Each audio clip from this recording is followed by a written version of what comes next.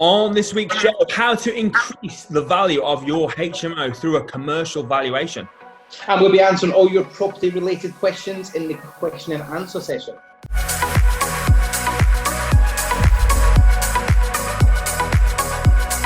Welcome to the Property Investors Podcast. Thanks so much for tuning in. Make sure you subscribe so you never miss an upload. You can catch us on Apple Podcasts, Spotify and YouTube. Enjoy this week's show and don't forget to share it with all your friends. Hi, I'm Leeds. Hey, I'm Alasdair Cunningham. Welcome to the Property Investors Podcast. How are you doing, my friend?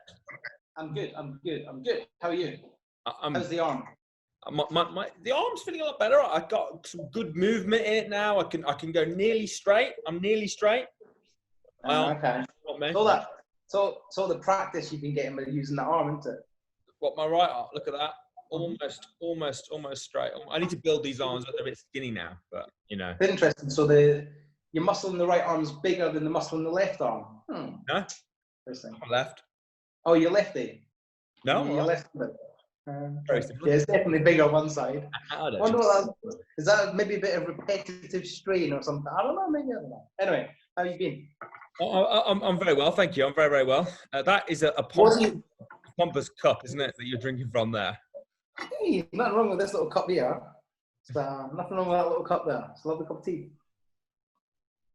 So, government have announced we can go back to events from the 1st of October. Yeah, it's very true. I'm excited. We haven't put anything in the diary just yet but we are now planning. We're planning now. Yes, well we can't we? So we need to get back to some academy events and just get back to running events and helping our students and helping people do well again. So yeah, can't wait. It's gonna be awesome. And you've just been, you had a little slight hiccup with your Bedford, didn't you? Yeah, Bedford's been delayed because part of the deal in Bedford is the gable end has been knocked through and they didn't put an RSJ in when they've done it. So we've had to take it apart again to make it right so that we can get the right structure and the right beam calculations and the right beam put in place to make sure the property is secured. So I did have a surveyor, a structural engineer due to come out Monday, but he forgot. And I've had to reschedule him. So my builders can't progress with the refurb because they need to get into the loft to completely isolate all the water system. And they can't get into the loft because the ceiling has been held up by aquaprops at the minute. So they can't go in for safety. So it's just delaying everything at the minute. So it's just one thing. Fascinating story. I know. Well told. It really is. Well told. You should turn it into...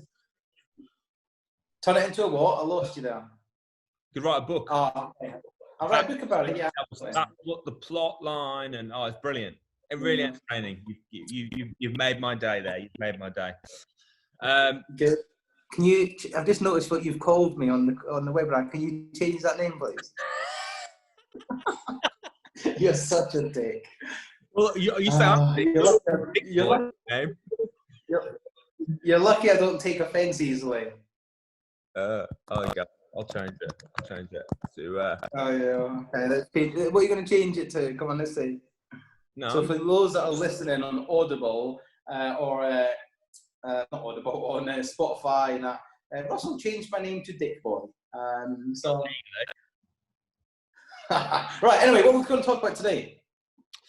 So today we're talking about HMOs and how you can increase the value through a commercial valuation and the pitfalls and potential problems with doing so, and really just looking at what's the best way of going forward. So why don't you just give people a quick overview of what that strategy looks like and how much money you can make. So basically, it's like you could look at it as the ultimate buy, refurbish, refinance strategy. Yeah. You could do. So go on, tell us. You absolutely could. Okay. So when you do HMO, there's typically two ways you can refinance the HMO. You can go as a bricks and mortar valuation on a sort of a residential buy-to-let mortgage, but with HMO permission, or you could go on a commercial valuation. Obviously, going on to a commercial valuation has a lot of criteria that you have to meet, but we'll get to that. So what's happening recently is I've had quite a few people come to me where they've bought HMOs and they've spent a lot of money on them on the hope that they can get it done or get it refinanced as a commercial valuation. And then the valuations come out and they've said, well, it's not a commercial property, so you cannot get a commercial valuation on it, and they'd be revalued at a bricks and mortar valuation, and therefore it's considerably less. So they banked with the HMO commercial valuation coming in, which is higher compared to residential, and as a result, they're having to leave a lot of money in the deal. So basically, two types of way: residential by bricks and mortar valuation. Before you talk about the pitfalls, because there obviously are pitfalls and potential problems, if it works, what does it look like? If it works, you can withdraw a lot of cash. So I know somebody that's doing a property at the minute they're turning it into a 9-bedroom HMO, and they're actually going to be pulling out, like the valuation's coming back a good £150,000 higher than the standard bricks and mortar everyday sort of valuation. So yeah, it's really good in that side of things. But obviously there's pitfalls to it and there's risks with everything in property. But yeah, so you just got to be careful. You've got to really understand the differences between a bricks and mortar valuation and the commercial valuation. To get a commercial valuation, for starters, you've got to do the work so that when you go in it, in very layman's terms, it doesn't look like a normal house anymore. Yeah, pretty much. Yeah. Really. So I was speaking to a surveyor the other day about this exact thing, and he's seen this a lot, where people are buying HMOs, they're doing all the work, they're then applying for commercial, and they're not getting them. And as a result of leaving money in, and he's dealt with that firsthand quite a few times. So what? First, I think it's really important to understand how they value properties.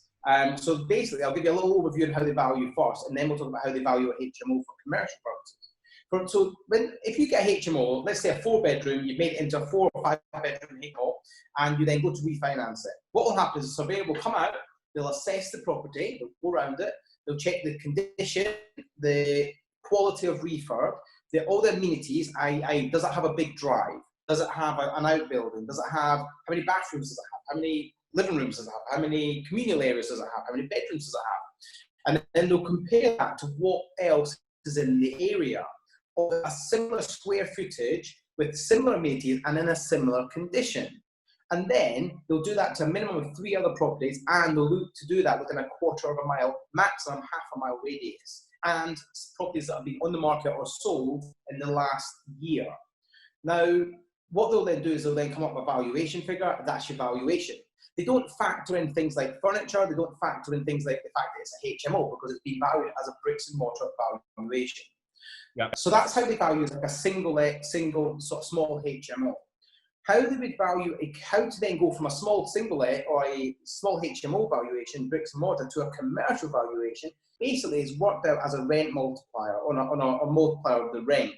So they take the rent, let's say the rent, let me just do it on my phone so you can see exactly the numbers, okay? So basically, I've got a property. Yeah, I've touched on that. You know, it's dark out here. So, okay, so let's just say you've got a property and it's a 7-bedroom, because it's very difficult to get commercial valuations on less than 7 bedrooms. It has to be sort of 7, 8 bedrooms. You can get them on smaller properties, but it's just difficult. It's more harder. It's more difficult. So let's just say you've got a property which makes £3,500 a month rental income. So if you've got a 7, 8, 9-bedroom HMO, that's going to make that sort of money. This is income. It's not profit. What they would do is they would take the annual income, they would deduct a percentage for running costs and maintenance issues, and that can be between 25 and 45%.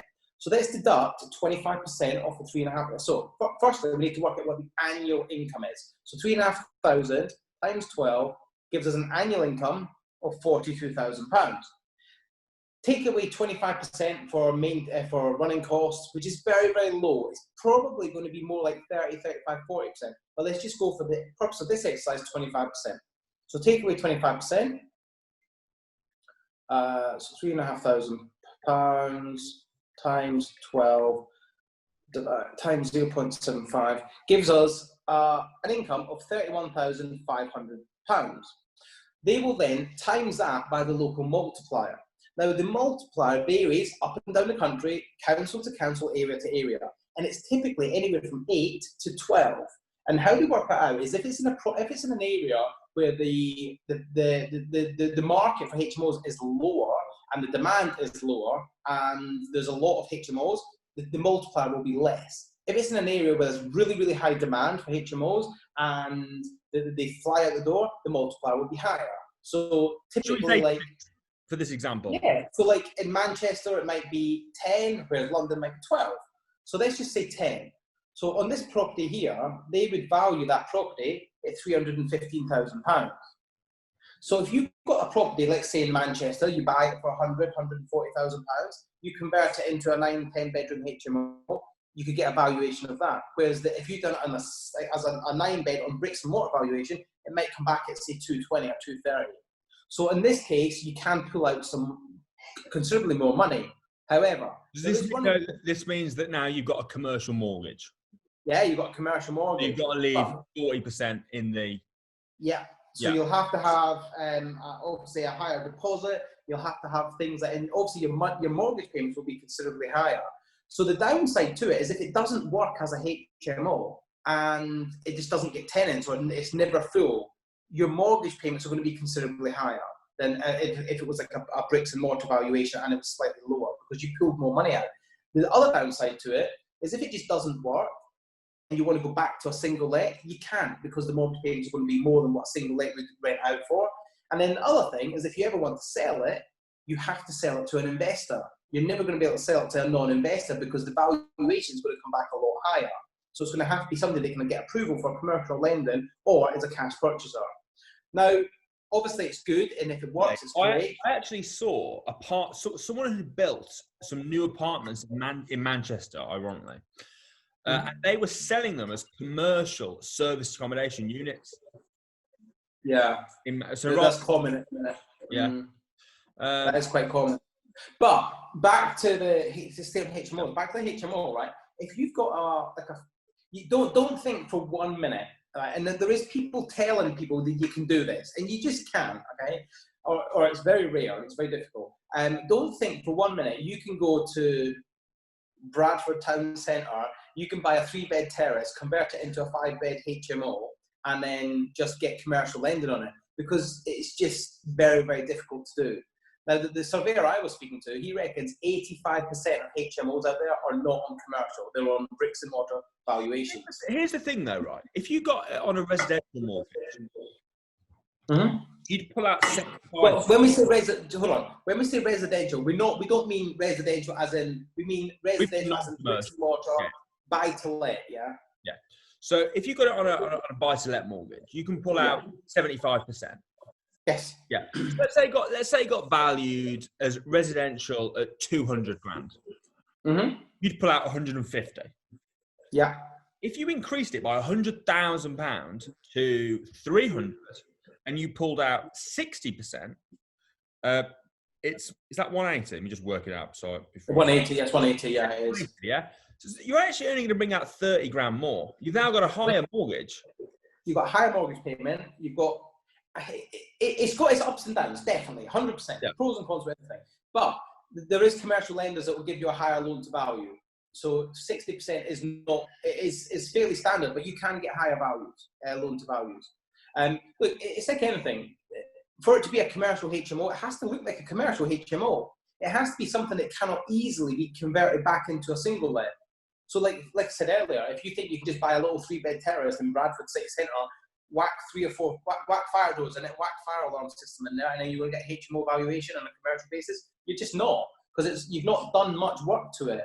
You need to make it so it looks like a commercial property, and it's operated as a commercial property, not a single let HMO on a bricks and mortar valuation. You've got tax advantages of running it as a commercial.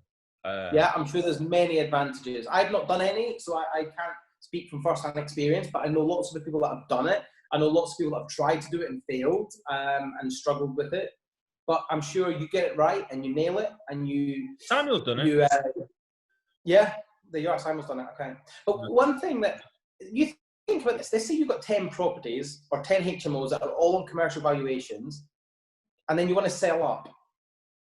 It's difficult, isn't it? Because the valuations are actually higher, considerably higher than...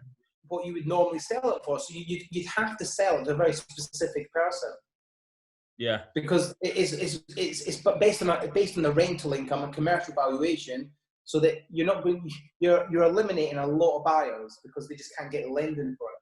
So as we've said, it's got its risks, it's got its pros and cons. I think if you do it right and you get the right advice, then it's a great way to do it. Just make sure you do it right. But I think the biggest con is your exit strategy. Yeah, 100%. Let's say you went somewhere like, let's try and think somewhere that's become a little Grimsby. Mm-hmm.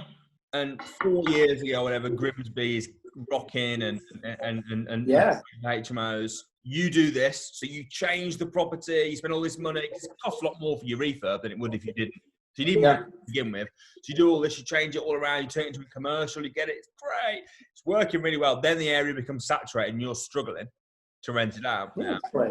And then you're left with this unit. I imagine they'd make fantastic serviced accommodation units as well, though.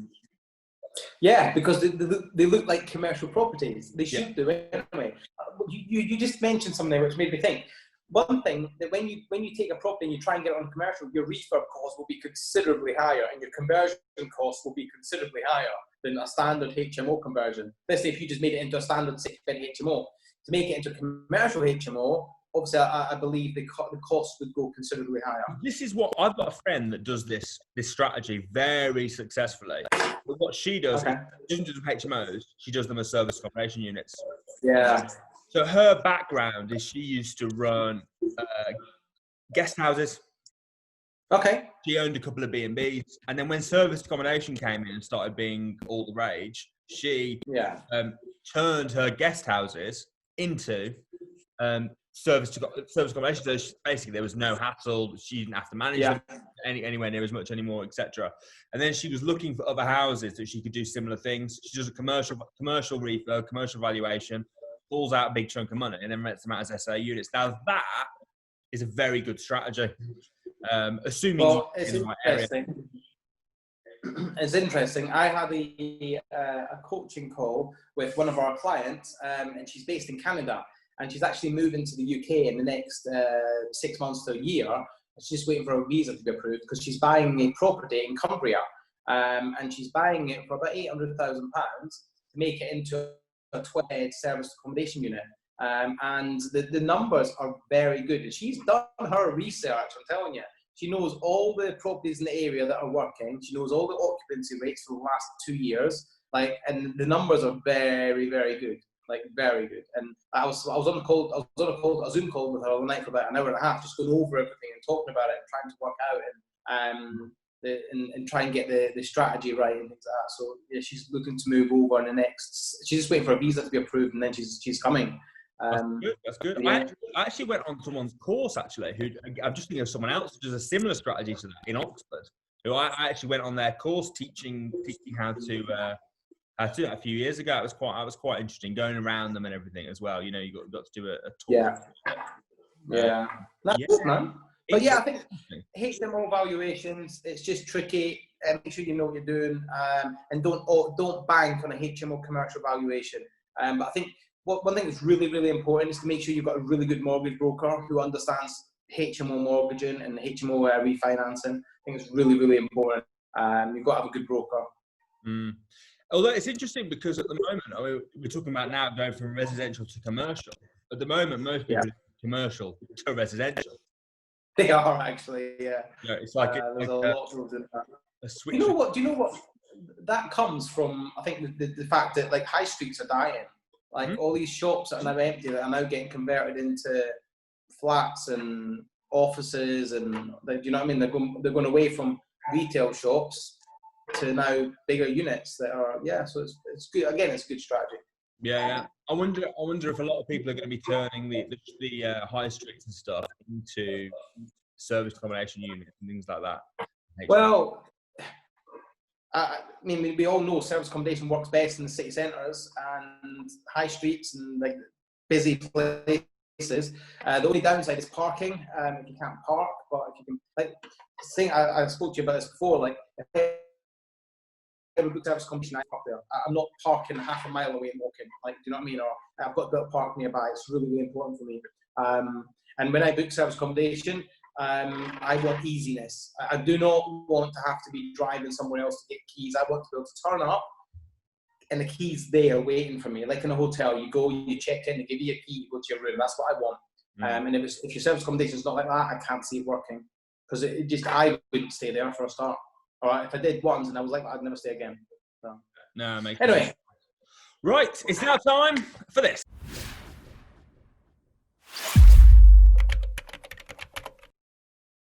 Okay, it's now time for the question and answer part of the show. These are people that have normally posted questions to either myself or Alasdair on normally Instagram or Facebook.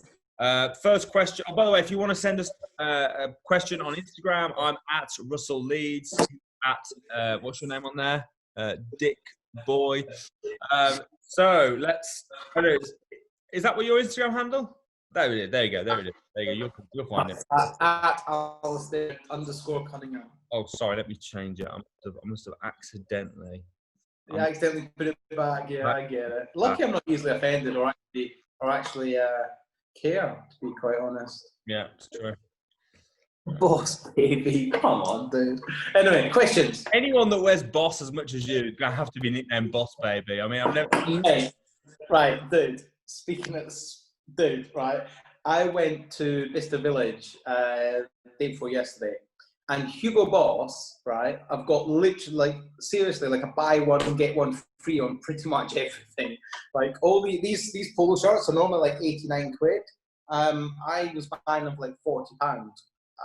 Really cheap, and honestly, and they're really good. I bought probably £1,200-1,300 worth of stuff for about 500 quid. So that's good.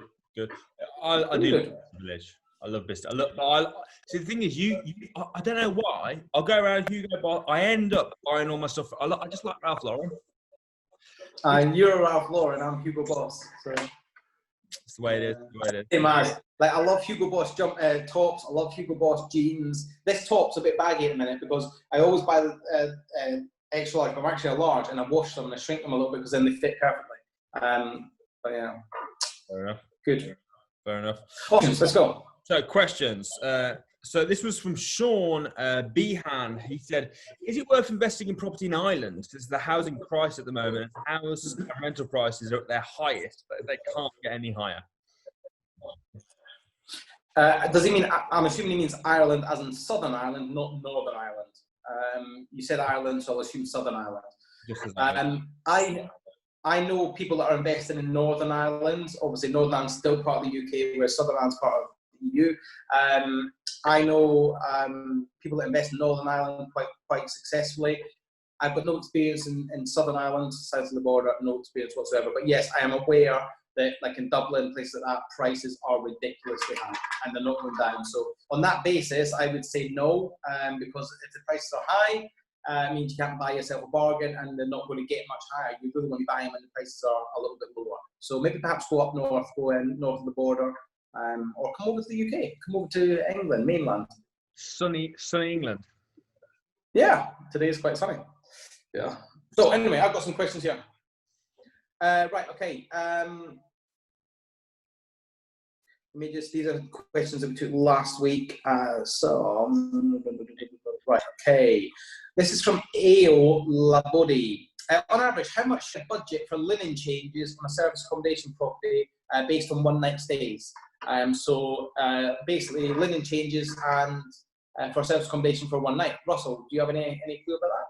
Sorry, I was reading through. Who's the question from? Someone there as well. Oh, Ao Labodi. Ao. I love that name. Very cool.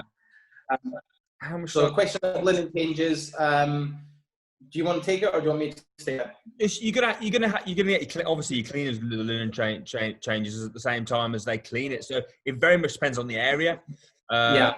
If it's Airbnb, you can charge cleaning in there as well. So it's not such a big deal. But what I would do is I would just look round at different cleaners in the area that you're looking at, make a few calls. I'd say I would speak to at least 5.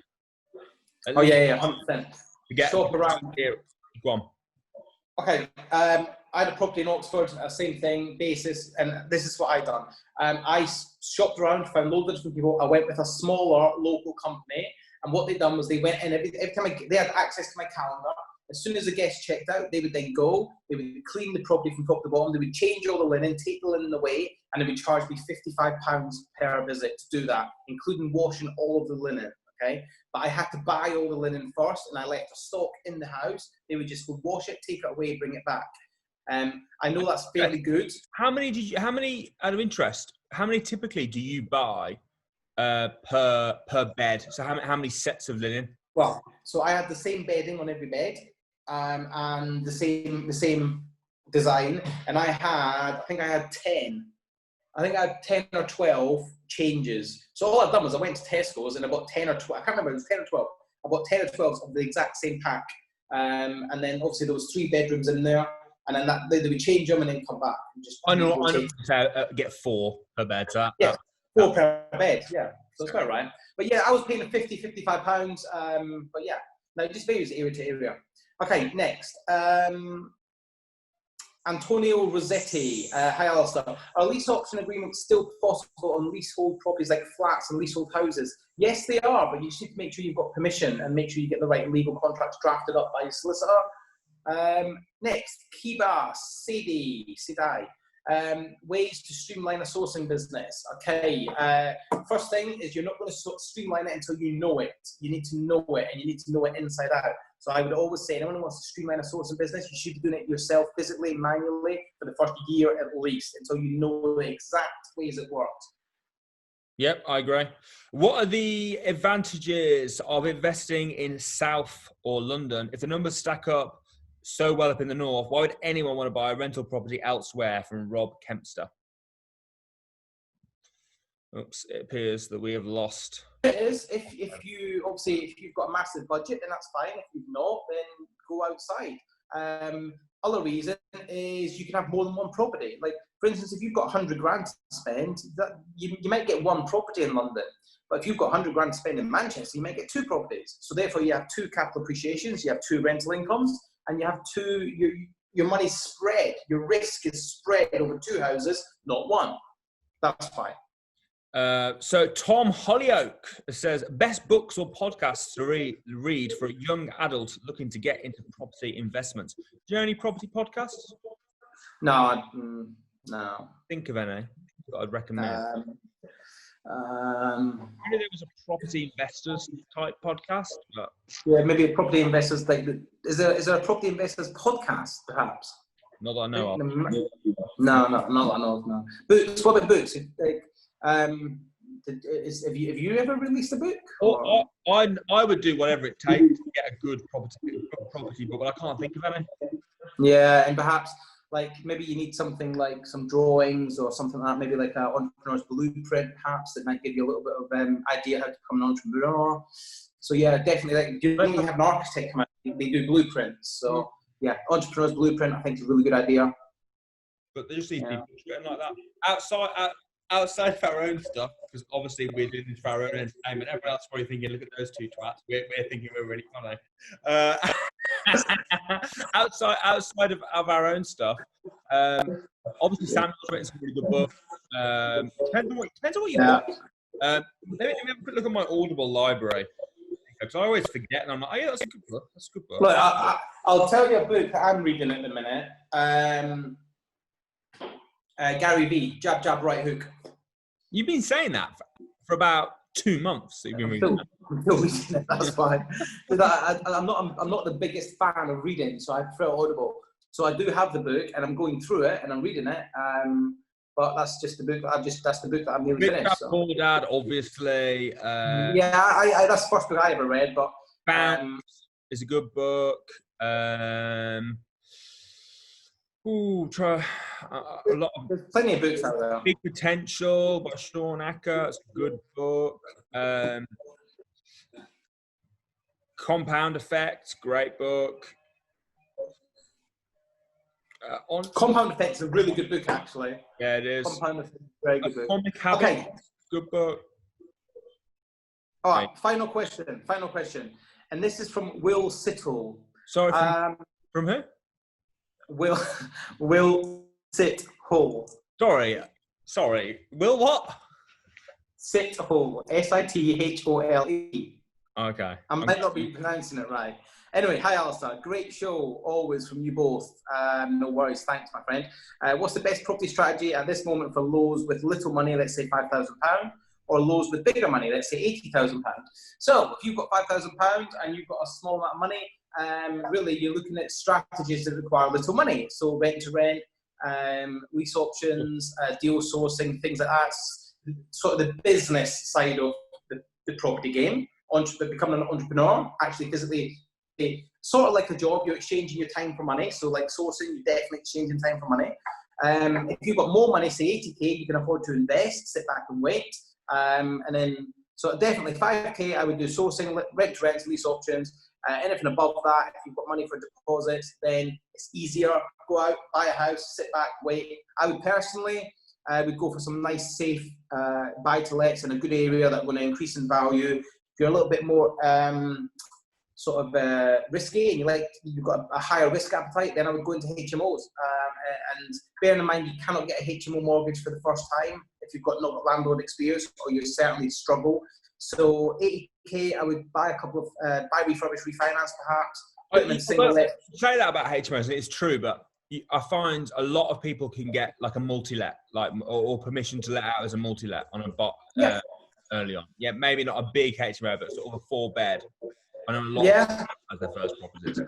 Personally, I think if it's your first couple of strategies, I would go buy, refurbish, refinance in a good area that you can then put into single let, hopefully get a lot of your money back, and then reinvest that. Yep, makes sense. That's it. No more questions. That's it. We've done all the questions today. But there is one more actually. There is one last one. What is from Craig Goldie? Which rent-to-rent strategy, SA or HMO, would provide the most benefit to someone starting on their property journey? And I would say that there's not a right or a wrong answer to that. It depends what you want. It depends on you and what appeals to you. I would just say whichever one you're more excited about, do that. Yeah, and also it depends if you want to be more like service accommodation. By far is more hands-on than HMO. I think so. Yeah, Depends. yeah, I do. Definitely more hands-on. I think it depends. I mean, I am speaking from someone who has managed a lot of HMOs. I've managed probably over 100 HMOs over the time, and I would say HMOs can be pretty. You can have ones that you don't hear from and just tick along, but man, HMO. The problem with HMOs are tenants. Not tenants. Tenants. The brilliant thing about HMOs, that's what gives you money. It's the communal areas. It's always the communal areas. It's like, oh, so and so did this. So and so ate my food. Well, yeah, it comes down to tenants. Yeah, but without the tenants, there's no. That's the best thing. Yeah, I'm not saying it's not the best thing as well, because they pay the rent. But generally, the problems in a HMO, you can all come back to the tenant. Of course. But it's the communal areas. It's not the tenant. It's the interaction between the tenants. Yeah, that's the problem. Whereas obviously with SA, you don't have that. Do you know they both got pros and cons? Like SA, I love because you don't have any long-term tenants. Like the most they'll ever be there for is maybe a couple of weeks or a month or whatever. Unless you get really super lucky and you get somebody wants to stay for 6 months and pay you a load of money. I was actually speaking to you commented on someone's question on the Facebook group about how they'd got a tenant in on a verbal contract, and now the tenants. It's just crazy, isn't it? It's like, oh, it's like you were like, what? They were like, what? You're in a bit of a pickle, to be honest. It's like, yeah, you are. Yeah. Well, they are. I was speaking to somebody that I know through property the other day, and he's got a service accommodation in Birmingham city centre. And at the start of lockdown, he had somebody come up to him and say, "Look, I want to stay there for 6 months." And he said, "Well, you can, but I'll give you a discount. If you're staying for 6 months, I'll give you a discount, but you've got to pay up front." And the guy paid £6,000, £1,000 a month to stay there for 6 months. So the tenant was super happy because at the start of lockdown, the landlord was super happy. At the start of lockdown, guaranteed tenant 6 months, paid the rent 6 months, happy days. The guest, as I say, then changed his mind, but he paid 6 months upfront in cash. He then changed his mind and left after 6 weeks and said, "Oh, I want the money back. I want the times I've not stayed back."